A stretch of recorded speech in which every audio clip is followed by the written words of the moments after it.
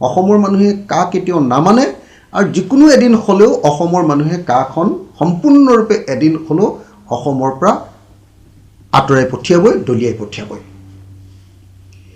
এতিয়া বিজেপিয়ে কৈছে, হিমন্ত বিশ্ব শৰ্মাই কৈছে যে কাখন অহাৰ পাছততো অসমত অকল 8জন মানুহে নাগৰিকত্ব পাইছে। আৰে যদি 8জন মানুহকে নাগৰিকত্ব দিব লাগে তেতিয়াহ'লে তোমালোকে আইন এখন আনিছা কিয়? দৰকাৰেই নাই তেনেকুৱা এখন আইন। তেতিয়াহ'লে তেওঁলোকে কৈছে যে নহয়, ইয়াততো বিদেশী অহাই নাই, বিদেশীয়ে নাগৰিকত্ব পাবৰ কাৰণে আবেদনেই কৰা নাই।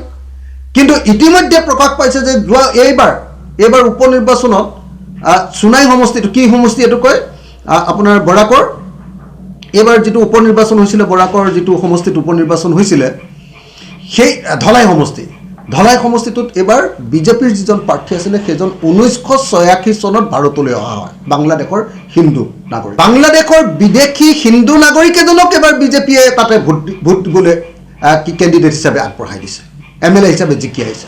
এজন বাংলাদেশী MLA হিচাপে জিকি আহিছে অসম বিধানসভালৈ এইবাৰ।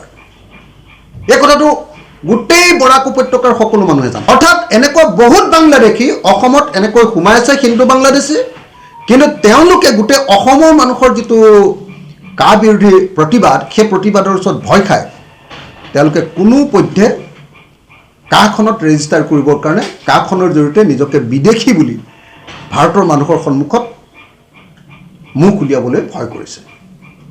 সেইকাৰণে মই ভাবোঁ যে যদি সঁচাকৈ কাখনৰ জৰিয়তে কোনো নাগৰিকক নাগৰিকত্ব দিবই নোৱাৰে, বিদেশী নাগৰিকত্ব নাপায়, তেতিয়াহ'লে কাখন উঠাই ল'লে হ'ল, অসমত দৰকাৰ নাই। আপোনালোকে সকলোৱে জানে যে যোৱা 12 ডিচেম্বৰ 2019 তাৰিখৰ দিনা মোক চৰকাৰে গ্ৰেপ্তাৰ কৰিছিলে যোৰহাটত। 11 ডিচেম্বৰ আজিৰ দিনা যেতিয়া সংসদত কাখন গৃহীত হৈছিলে, তাৰ বিৰুদ্ধে যোৰহাটত বিশাল 11 তাৰিখৰ দিনা বিশাল আন্দোলনৰ কাৰ্যসূচীত আছিলোঁ। 11 তাৰিখৰ দিনা 12 তাৰিখৰ দিনা যোৰহাটৰ পৰাই মোক গ্ৰেপ্তাৰ কৰিছিলে আৰু 1 বছৰ 9 মাহ সময় মোক জেলত ৰাখি থৈছিলে। 1 বছৰ 9 মাহ সময় মোক জেলত ৰাখি থৈছিলে।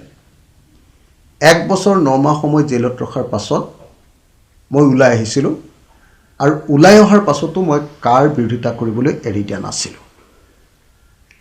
আজিও আমি কা নামানো আৰু কা নামানো।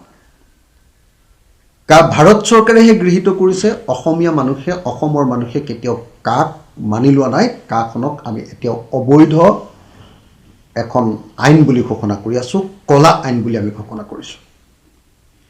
এতিয়াও আমি সকলো দল আৰু সংগঠনে সুপ্ৰিম কোৰ্টত, আমিও কৃষক মুক্তি সংগ্ৰাম সমিতিৰ তৰফৰ পৰা সুপ্ৰিম কোৰ্টত আমি গোচৰ তৰি থৈছোঁ। এতিয়াও কাখন এখন বিতৰ্কিত আইন, এতিয়াও সুপ্ৰিম কোৰ্টৰ বিচাৰাধীন এখন আইন।